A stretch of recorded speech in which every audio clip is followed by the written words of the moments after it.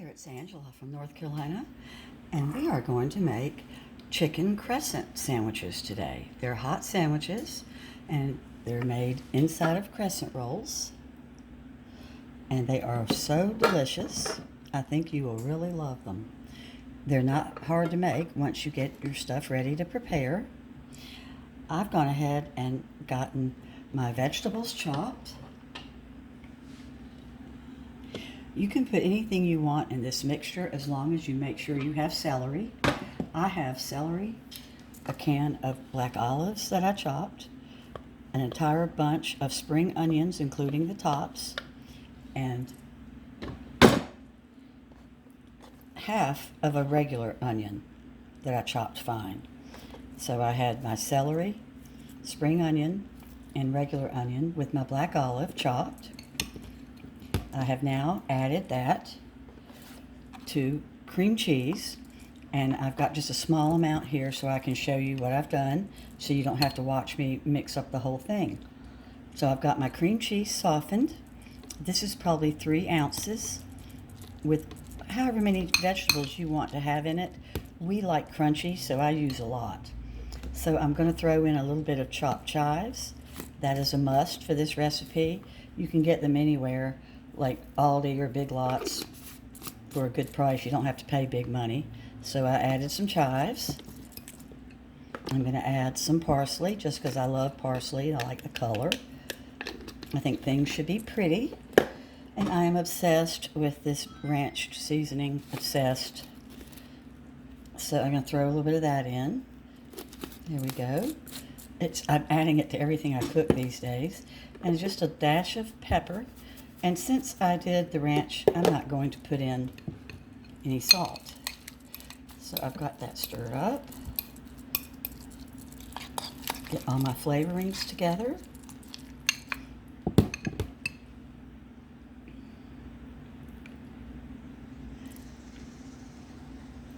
And now I'm going to put in some chicken. I stewed my chicken till it was tender. I cooked a whole bag of frozen organic chicken, and I shredded it in my little food chopper. And it's nice to have your chicken shredded because you're wanting the chicken to be married up with this wonderful vegetable medley and your cream cheese. This is still nice and hot. It's just off the stove.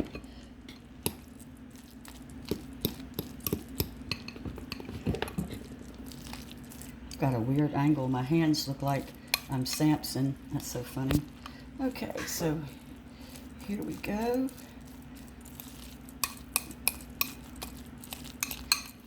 And it may look dry, but it's not. Once this cream cheese starts to ooze over everything, it's just right. So let me grab just realized I do not have a pan to put that on. 1 second.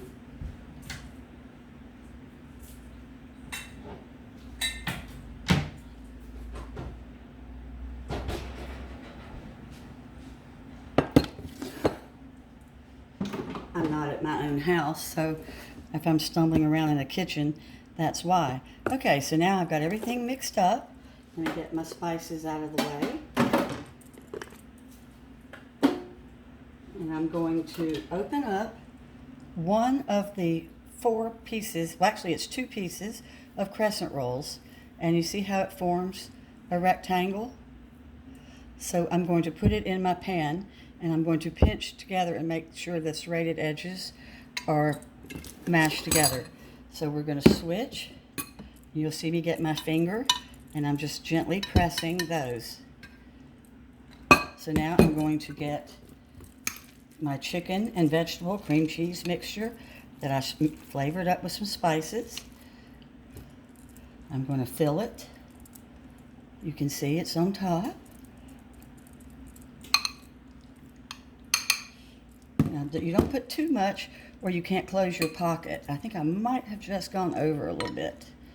Let's get a little bit out. Okay, so I'm flattening it down just a touch. Now I'm going to come up and I'm folding over.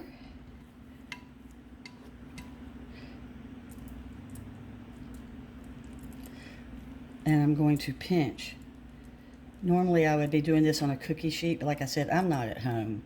So I'm pinch hitting here. And I'm going to pinch down here. Everything is pinched.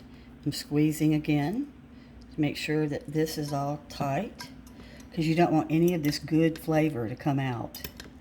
Okay, so pinch, pinch. And then my final thing is I'm going to put a little bit of melted butter over it. You can put whatever you want on top. The original recipe from the Southern Living magazine in 1983 had you put poppy seed on top. I have put sesame seed on it, but today we're putting breadcrumbs.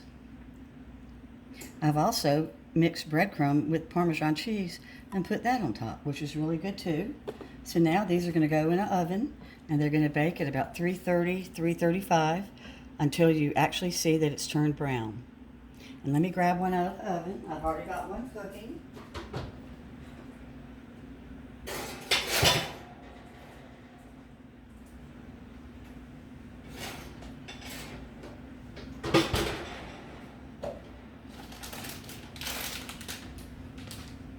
It's not quite ready, but you can see how it's going to look. So after this is cooked, we're going to serve it with wonderful saffron yellow rice and use some homemade gravy to pour over the rice and the chicken pocket. These can be eaten cold as well, but you can get the general idea. This one's probably got about 8 more minutes to go. Well, thanks a lot for watching, and I hope that you like this throwback to one of my favorite recipes from Southern Living from the 80s.